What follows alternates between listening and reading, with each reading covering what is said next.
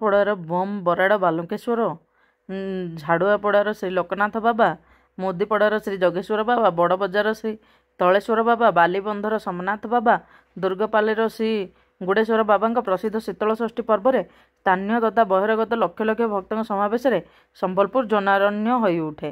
ପତର ପେଣ୍ଠିରୁ ଶୀତଳଷଷ୍ଠୀ ଉତ୍ସବର ଶୁଭାରମ୍ଭ ହୋଇ ତତ୍ପରଦିନ ଦେବ ନିମନ୍ତ୍ରଣୀ ଚତୁର୍ଥୀ ତିଥିରେ ସମସ୍ତ ମନ୍ଦିରରୁ ଦେବାଧିଦେବଙ୍କ ବରଯାତ୍ରା, ପରଦିନ କନ୍ୟା ପିତାଙ୍କ ଗୃହରେ ରାତ୍ରରେ ବିବାହ ଉତ୍ସବ ଏବଂ ତା ପରଦିନ ମଧ୍ୟାହ୍ନରେ ଶିବ ପାର୍ବତୀ ବାହୁଡ଼ା ବରକନ୍ୟାଙ୍କ ଆଡ଼ମ୍ବରପୂର୍ଣ୍ଣ ଦିବ୍ୟ ଶୋଭାଯାତ୍ରାରେ ନଗର ପରିକ୍ରମା ପରେ ସ୍ୱ ସ୍ୱ ମନ୍ଦିର ପ୍ରତ୍ୟାବର୍ତ୍ତନ କାର୍ଯ୍ୟକ୍ରମ ବେଶ୍ ମନୋଜ୍ଞ ମନୋମୁଗ୍ଧକର।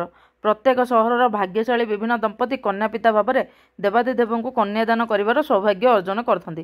ନୈସର୍ଗିକ ବିଧିବିଧାନ, ପରମ୍ପରା ଓ ପ୍ରକରଣ ନବଦମ୍ପତିଙ୍କର ବିବାହ ଉତ୍ସବ ଅନୁଷ୍ଠିତ ହୋଇ କନ୍ୟାଦାନ ସହିତ ଅଳଙ୍କାର, ବାସନକୁସନ ଅନ୍ୟ ଯାନି ଯୌତୁକ ସାଧ୍ୟ ମଧ୍ୟ ପ୍ରଦାନ କରାଯାଏ। ବର ନିମନ୍ତ୍ରଣ ଓ କନ୍ୟା ବିଦାୟ ଦୃଶ୍ୟ ମଧ୍ୟ ବେଶ୍ ଗାମ୍ଭୀର୍ଯ୍ୟପୂର୍ଣ୍ଣ ହୋଇଥାଏ। କାଳର ଅପ୍ରତିହତ ଗତି ସହିତ ସମତାଳରେ ଅନେକ ଭଲ ଓ ମନ୍ଦ ପରମ୍ପରା ଏହି ଯାତ୍ରା ସହିତ ଜଡ଼ିତ ହୋଇ ଯାଇଛି। ବିବାହ ଉତ୍ସବରେ ସାଧାରଣତଃ ଆନନ୍ଦ ଚିତ୍ତବିନୋଦନ ପ୍ରଧାନ କାର୍ଯ୍ୟ ହୋଇଥାଏ। ସମ୍ବଲପୁରର ଶୀତଳଷଷ୍ଠୀ ଯାତ୍ରାରେ ଏହାର ଅତିଶଯ୍ୟ ସହଜରେ ବାରି ହୋଇପଡ଼େ।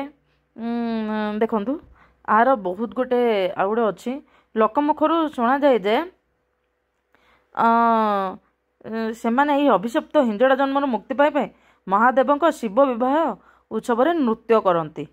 ତେଣୁ କୁହାଯାଏ ଯଦି ଆପଣ ମାନେ କି ହିଞ୍ଜଡ଼ା ଥାଆନ୍ତି, ସେମାନେ ଏଇଠି ଏମିତି ନୃତ୍ୟ କଲେ, ଶିବ ବିବାହଙ୍କ ଉତ୍ସବରେ ନୃତ୍ୟ କଲେ ସେମାନେ ଏହି ଜନ୍ମରୁ ମୁକ୍ତି ପାଇଥାନ୍ତି। ଆପଣଙ୍କୁ ଯଦି ମୋର ଏଇ ଶୀତଳଷଷ୍ଠୀର ସିରିଜଟା ଭଲ ଲାଗିଲା ନିଶ୍ଚିତ ଭାବରେ ଲାଇକ୍, ସେୟାର ଆଣ୍ଡ ସବସ୍କ୍ରାଇବ୍ କରିଦେବେ। କମେଣ୍ଟରେ ହର ହର ଶମ୍ଭୁ ଜୟ ମହାଦେବ ଜୟ ଲେଖିଦେବେ।